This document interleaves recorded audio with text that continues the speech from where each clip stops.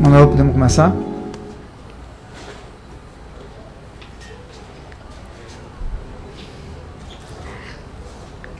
Boa tarde, eu queria cumprimentar a todos.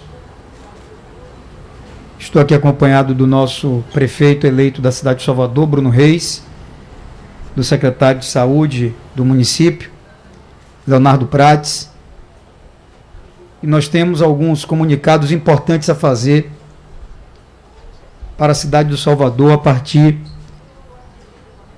dessa entrevista coletiva. Queria cumprimentar a todos os amigos da imprensa aqui presentes. Vocês têm acompanhado a postura da prefeitura desde o início da pandemia. Nós nunca tivemos dúvida em colocar a defesa e a preservação da vida sempre em primeiro lugar. Nunca houve, desde o dia 13 de março, quando assinamos os primeiros decretos, margem ou espaço para que qualquer interpretação fosse dada em relação às decisões da prefeitura. Pelo contrário, nunca tive receio, quando necessário foi, de tomar medidas duras, medidas por vezes impopulares, medidas que suscitaram críticas, mas medidas que nós compreendíamos absolutamente inevitáveis e totalmente adequadas para evitar que os efeitos da pandemia em Salvador fossem ainda mais sérios do que estão sendo. Hoje, nós podemos dizer com orgulho que Salvador foi uma cidade que deu exemplo ao Brasil e ao mundo. Especialmente porque agimos na hora certa. Tomamos as decisões no tempo certo. Não esperamos. Não aguardamos o pior. Nos antecipamos aos fatos. Tudo isso permitiu que nós enfrentássemos essa pandemia sem que houvesse qualquer tipo de colapso no sistema de saúde. O mundo inteiro assistiu o que aconteceu na Europa, nos Estados Unidos, e em países e cidades, é claro, muito mais ricos e desenvolvidos do que o nosso. E a nossa grande vitória foi ter conseguido dar assistência médica e hospitalar para todos os soteropolitanos que precisaram do internamento. De igual maneira, aqui recebemos baianos de todas as partes, porque Salvador abriu os seus braços e não fez distinção. Essa foi uma decisão que tomei no primeiro instante. Para nós, não havia diferença se a pessoa tinha nascido ou não em Salvador, caso aqui ela estivesse. E caso ela necessitasse de internamento hospitalar, nós teríamos que estar prontos para salvar aquela vida. E foi o que nós fizemos ao longo de todos esses meses. Vocês lembram que na fase mais crítica eu fui obrigado a suspender diversas atividades econômicas em nossa capital. O que, é claro, trouxe impacto severo a muitos setores que geram emprego e asseguram a renda de milhares e milhares de cidadãos da nossa cidade. Tão logo foi possível, desenhamos um plano ao lado do governo do Estado, com o objetivo de assegurar a retomada das atividades. Plano que foi estruturado em 3 fases e cujo principal paradigma, a principal referência, sempre foi a taxa de ocupação dos leitos de UTI em Salvador. Nós aqui colocamos como obsessão que a cidade não teria que enfrentar o drama de delegar ao profissional de saúde a dificílima escolha de quem vai viver e de quem vai morrer. Isso não aconteceu em Salvador. Nós não poupamos esforços e investimentos para ampliar toda a rede de assistência à saúde, implantando os hospitais de campanha,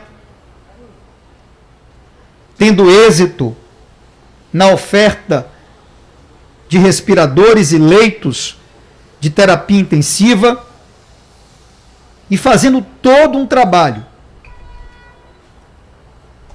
que assegurou a nossa cidade superar a fase mais crítica sem que houvesse o colapso. Vocês sabem, porque a gente vem conversando há algum tempo, e eu venho alertando para os riscos de uma segunda onda. E eu venho dizendo diversas vezes às pessoas: observem o que está acontecendo em outros lugares. Aquela sensação de déjà vu, né? De que eu já vi essa história, é algo cada vez mais presente. A pandemia, quando chegou em Salvador, começou pelos bairros do centro, os bairros de classe média alta e classe alta, e foi se espalhando, até que então alcançou os 170 bairros da capital. Depois começou a cair. A queda começou também pelos bairros do centro, até que então houve uma queda em toda a cidade. Agora, o que é que a gente vê? Um novo aumento do número de casos. E eu vou apresentar os dados para vocês. E mais uma vez, a gente vê esse movimento começando pelos bairros mais centrais, pelos bairros de classe média alta, e daqui a pouco, qual é a dúvida de que estará espalhado em toda a cidade? Que terá alcançado os 170 bairros de Salvador. Nenhuma dúvida. Da mesma forma que a Europa e os Estados Unidos hoje já vivem a segunda onda, está desenhado que nós vamos viver a segunda onda no Brasil. Já estamos começando. Então, se fosse uma escada, nós já começamos a subir os primeiros degraus. Qual é, portanto, o nosso dever, a nossa obrigação? Mais uma vez, agir no tempo certo, tomar as providências na hora certa, não aguardar o agravamento, não esperar que o pior aconteça. Desde a semana passada, eu venho conversando com minha equipe, venho compartilhando com o secretário municipal de saúde, Léo Prates, e sobretudo com o prefeito eleito, Bruno Reis, a necessidade de adotar um conjunto de medidas que nós fomos amadurecendo ao longo do final de semana, e ontem à noite, após uma reunião do nosso grupo de trabalho, definimos e vamos anunciar para vocês uma série de decisões que foram tomadas com o objetivo mais uma vez, de lutar pela contenção da disseminação da pandemia em Salvador. Está muito claro que a segurança só virá com a vacina e que ainda não é possível fazer um prognóstico de quando a vacina será acessível a todos. Vocês estão vendo a corrida no mundo inteiro. O Brasil talvez esteja atrasado por falta de planejamento do governo federal, e eu já coloquei isso algumas vezes. Nós aqui não vamos ficar de braços cruzados esperando o governo federal fazer o que já devia ter feito. Por isso mesmo, a Secretaria de Saúde começou a desenhar o Plano Municipal de Imunização, que vai permitir toda uma estratégia rápida e eficaz de aplicação da vacina quando ela chegar, assim como, nos últimos dias, depois de um comando que eu dei, o secretário Léo Prates intensificou o diálogo com as principais instituições que estão, nesse momento, produzindo a vacina no mundo inteiro. Disse semana passada e repito hoje: se o volume assegurado pelo governo federal não for suficiente para imunizar todos, ou se o tempo for aquém do desejado, nós vamos correr atrás para que a prefeitura faça, com recursos próprios, o seu esforço e possa também ter acesso à vacina. Mas enquanto isso não for uma realidade, nós não podemos acompanhar o crescimento na velocidade que está acontecendo sem fazer nada. As decisões que eu tomei e que vou anunciar hoje, elas têm um impacto econômico muito baixo. Nós nos preocupamos em preservar as principais atividades que estão funcionando. E vocês vão ver que essas decisões, elas têm, além de tudo, um elevado caráter simbólico.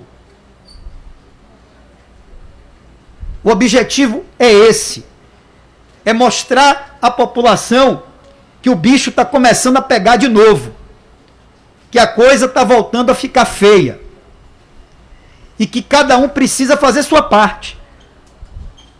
Já repeti isso inúmeras vezes, dezenas, centenas de vezes. Não adianta as pessoas apontarem o dedo para o poder público. Outro dia eu estava na minha rede social, no sábado, e eu recebi um direct de uma pessoa que eu fiz questão de responder pessoalmente, colocando uma foto da praia ali da Barra no sábado e perguntando: acabou a pandemia, prefeito? É interessante porque a pergunta tem que ser feita para cada pessoa que sai de sua casa sem máscara. A pergunta tem que ser feita para cada pessoa que sai de sua casa sem se preocupar com as aglomerações. O poder público vem fazendo sua parte desde o começo. E o cidadão está fazendo a dele. Eu fui fazer atividade física de máscara, como sempre faço, no sábado e no domingo, em diferentes trechos da orla de Salvador. Vi muita gente de máscara, mas vi muita gente sem máscara. E a pergunta é: por quê? Será que fazer o gesto de usar a máscara é demais? E é exatamente isso que eu venho argumentando há muito tempo. E venho dizendo: gente, vai chegar lá na frente, vai dar tudo para trás. Infelizmente, vocês vão parar e dizer: bem que o prefeito avisou. Eu não quero ser dono dessa verdade.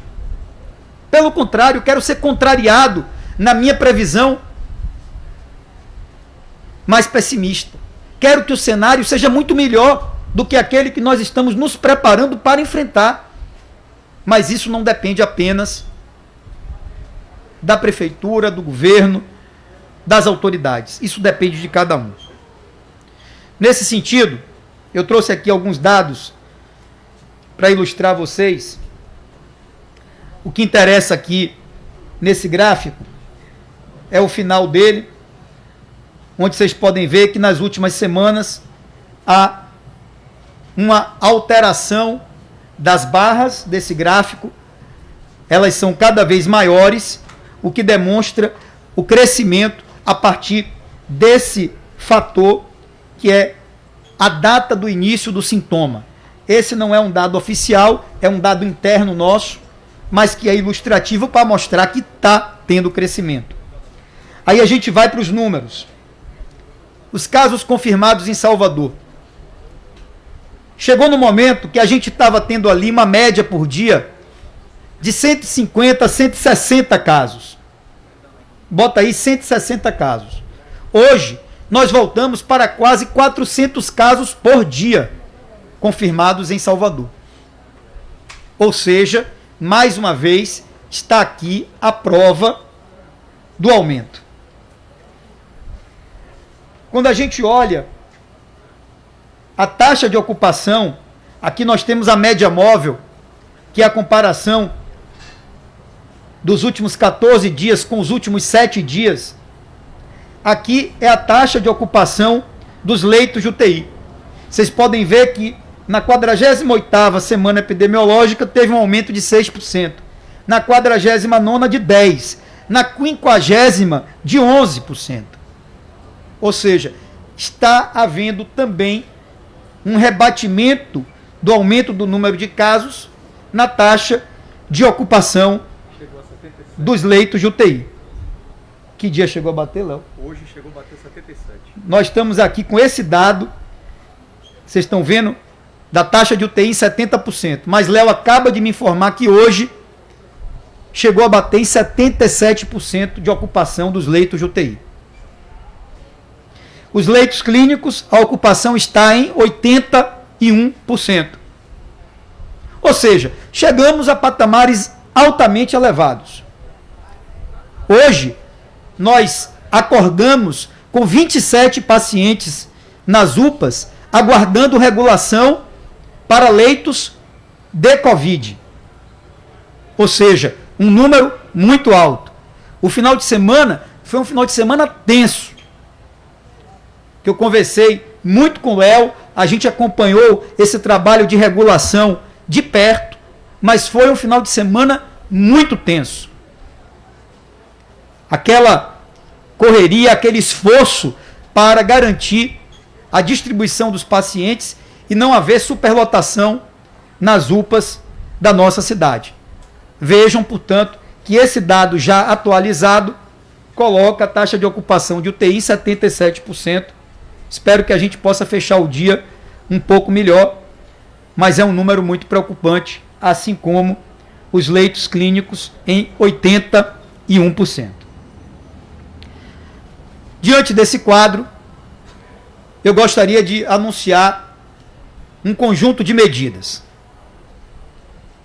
A primeira delas é o esforço de aceleração para a reabertura de leitos dedicados exclusivamente ao tratamento da Covid-19.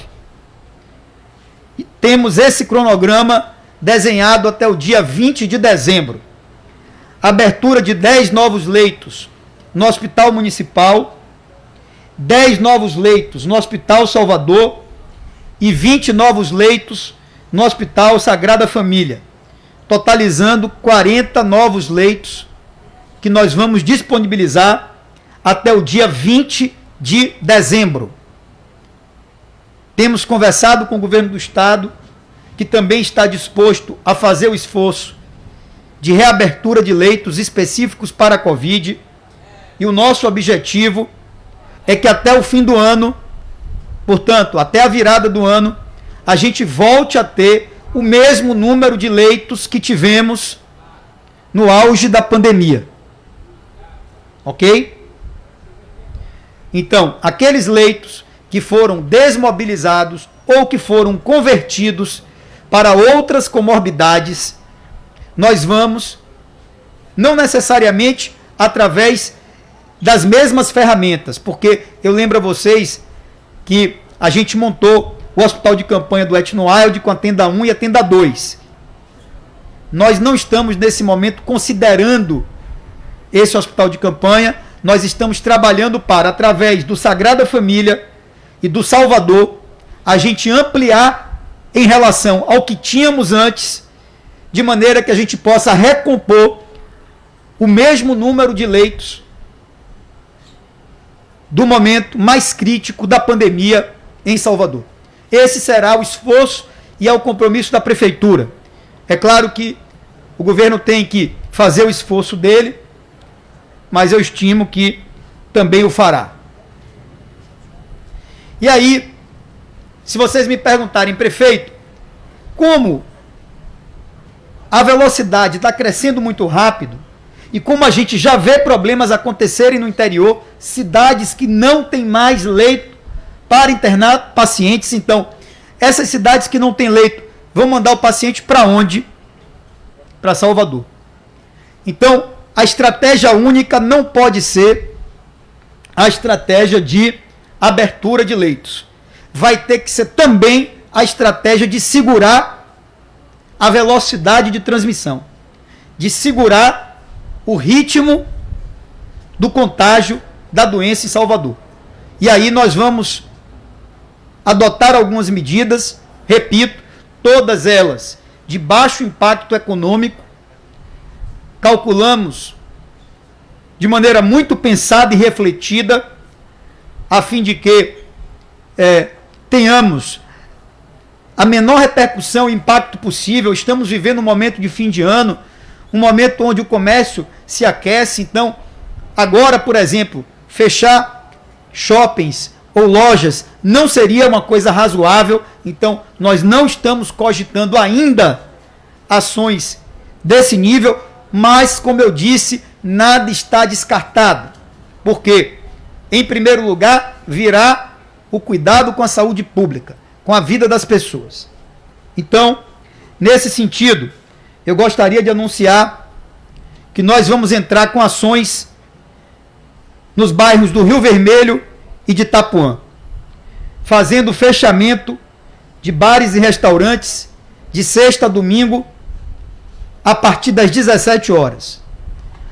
Vocês estão vendo, a imprensa está noticiando, as redes sociais têm colocado o desrespeito que está acontecendo nas noites no Rio Vermelho e em Itapuã. Aglomeração, muita gente. Mesmo quando o bar e o restaurante fecha, o que é que acontece? As pessoas vão para a rua e fazem aglomeração na rua, com isopor de cerveja e tudo mais. Então, num primeiro momento, nós vamos apenas de sexta a domingo e apenas a partir das 17 horas, ou seja, essas medidas não valem para o período diurno, almoço está liberado, não tem problema nenhum. De segunda a quinta está liberado qualquer horário, mas de sexta a domingo, das 17 horas até as 6, 7 da manhã, vai estar tudo proibido em termos de funcionamento de bar e restaurante no Rio Vermelho e em Itapuã. Estamos determinando a suspensão do funcionamento dos cinemas, teatros e demais casas de espetáculo, assim como atividades sociais em clubes sociais. As atividades esportivas permanecem autorizadas. Nós tínhamos permitido atividades sociais até o sábado. Nós agora estamos retrocedendo em relação a isso. Portanto, as atividades sociais não estarão permitidas. Somente as atividades esportivas. em relação a cinemas, teatros e casas de espetáculo, nós anunciamos, por hora, a suspensão dessas atividades. Passam a valer a partir de depois de amanhã, 48 horas. Nós vamos dar um prazo de 48 horas para que todas as medidas possam ter validade. Finalmente, refleti muito, tomei essa decisão na sexta-feira, de certa forma acabou vazando por outro caminho que não devia ter acontecido, mas tudo bem. Vocês sabem que nós nos preocupamos em preparar uma virada de ano absolutamente segura, totalmente comprometida com os mais rigorosos padrões e protocolos de saúde pública. E estamos totalmente convencidos de que o evento, no caso a live, no Forte de São Marcelo, é uma atividade 100% segura. Contudo, nós queremos mandar um recado para a população. O recado de que nos últimos 15 dias, do momento em que eu lancei a virada para cá, as coisas pioraram muito. A situação está muito mais grave, muito mais preocupante. Infelizmente, dado esse aumento tão expressivo, o momento da entrada de 2021 não será um momento para celebração. Ao contrário, nós estamos vivendo um momento de preocupação. Portanto, para chamar a atenção de todos, para mostrar que a cidade está encarando com seriedade e, mais do que isso, se preparando para uma situação ainda mais grave, para mostrar que essas medidas estão sendo adotadas, pois inevitáveis, e eu espero que possamos evitar outras, como eu aqui citei. Não quero que em breve eu tenha que estar anunciando fechamento de bar, de restaurante, de comércio, de salão de beleza, nada disso. Mas agora é hora da gente dar um choque de realidade em todo mundo. Por isso mesmo,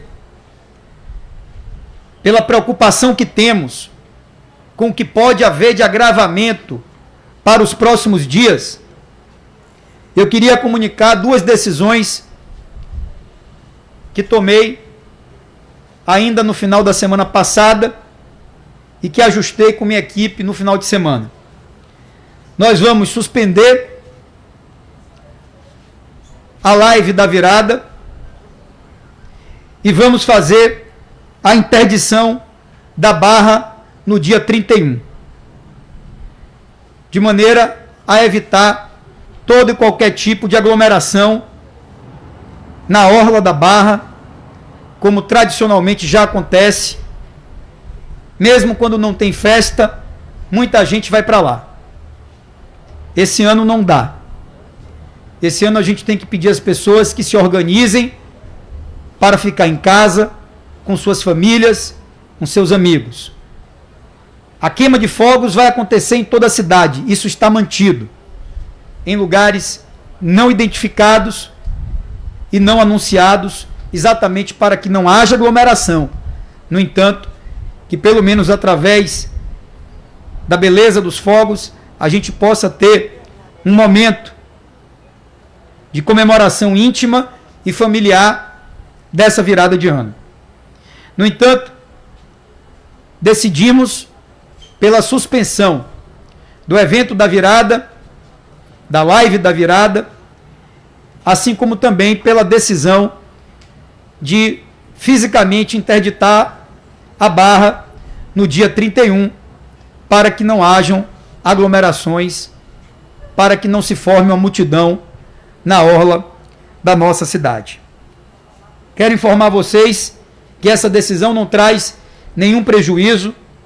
Nós comunicamos às emissoras que estavam envolvidas na transmissão, inclusive de uma delas acabou havendo o vazamento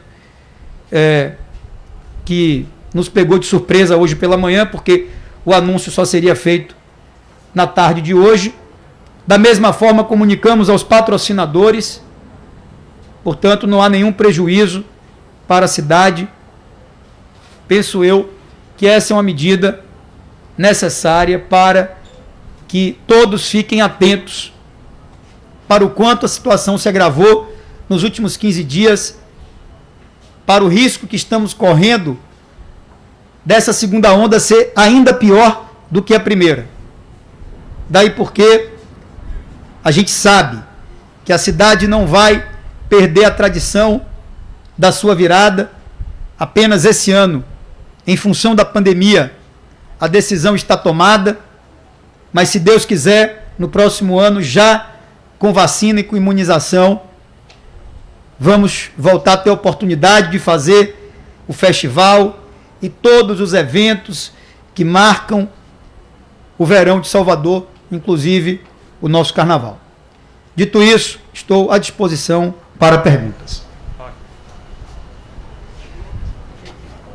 Sobre a decisão do STF de Alcolumbre e Maia, e se a partir de agora o DEM dá um apoio à candidatura de Lira, qual a posição sobre isso? Decisão do Judiciário, como sempre, tem que ser respeitada. Vocês jamais me viram questionar publicamente uma decisão do Supremo. Penso eu que, a partir de agora, dá-se início a um novo processo de articulação em torno das eleições da Câmara e do Senado, mas que está apenas começando. Portanto, é impossível, nesse momento, a gente prever qual será o formato da disputa, quais serão os nomes envolvidos. É claro que eu vou acompanhar de perto, na condição de presidente nacional do Democratas, inclusive cumprindo a agenda em Brasília, onde as conversas elas vão transcorrer.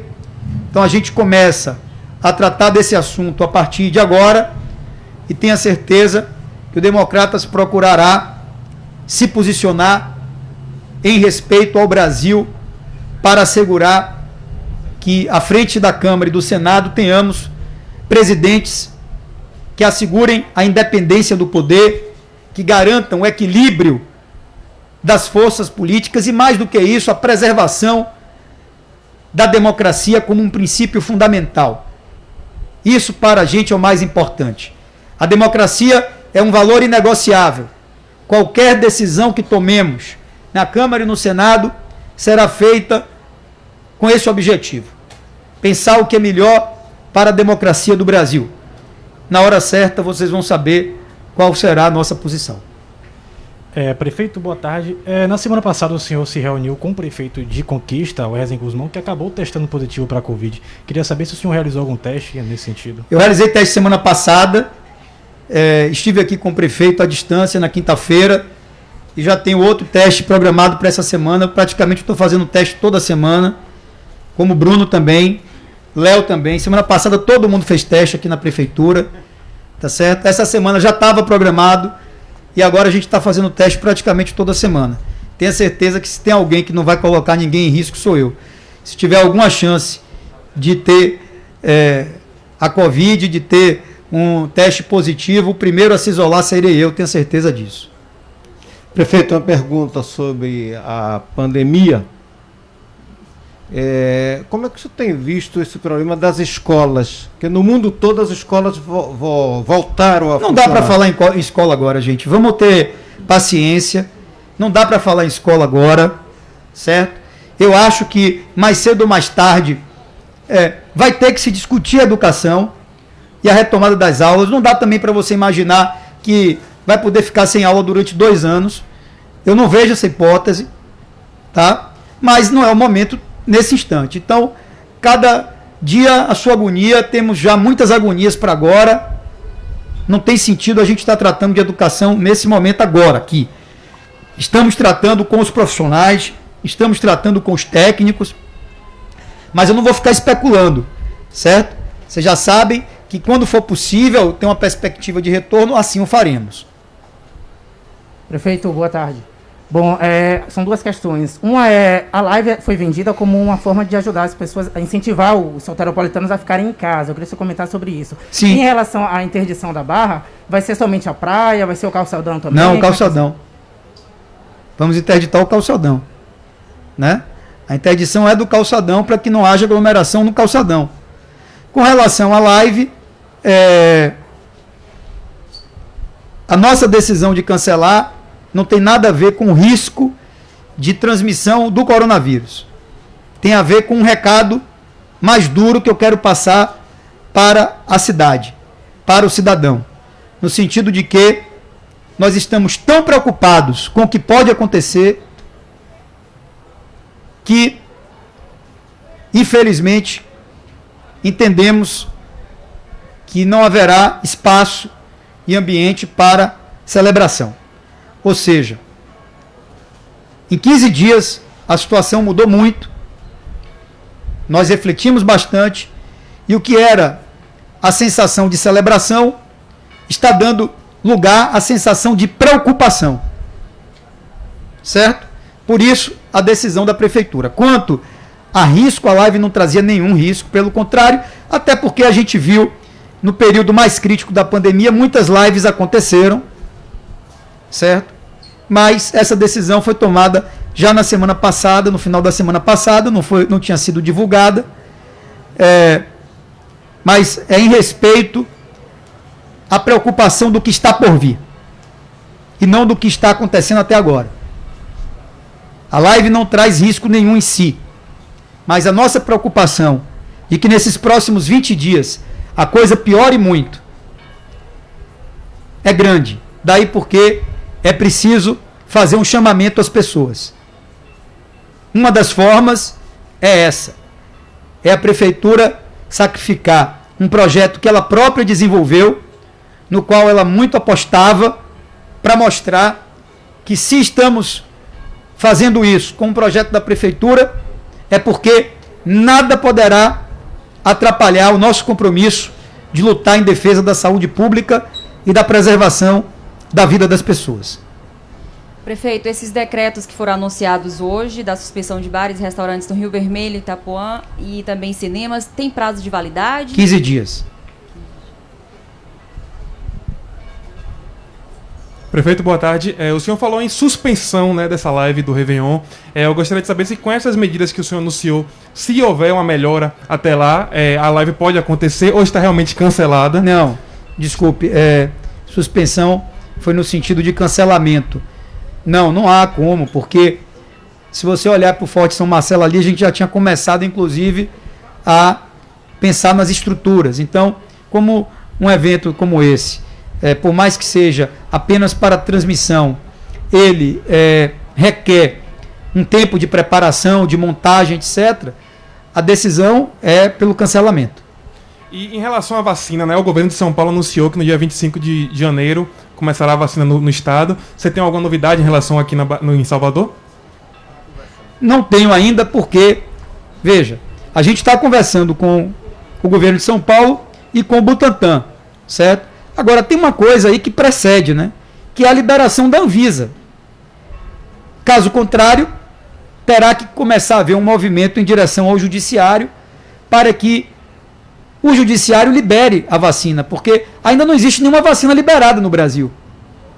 Então, como é que eu vou marcar data se não tem nenhuma vacina liberada? Não tem como. Essa marcação de data não está certa. Primeiro tem que ter uma vacina, para depois a gente saber quando é que começa a distribuir essa vacina. O que torna ainda mais séria a posição do governo federal, que infelizmente abdicou do planejamento, abdicou da preparação.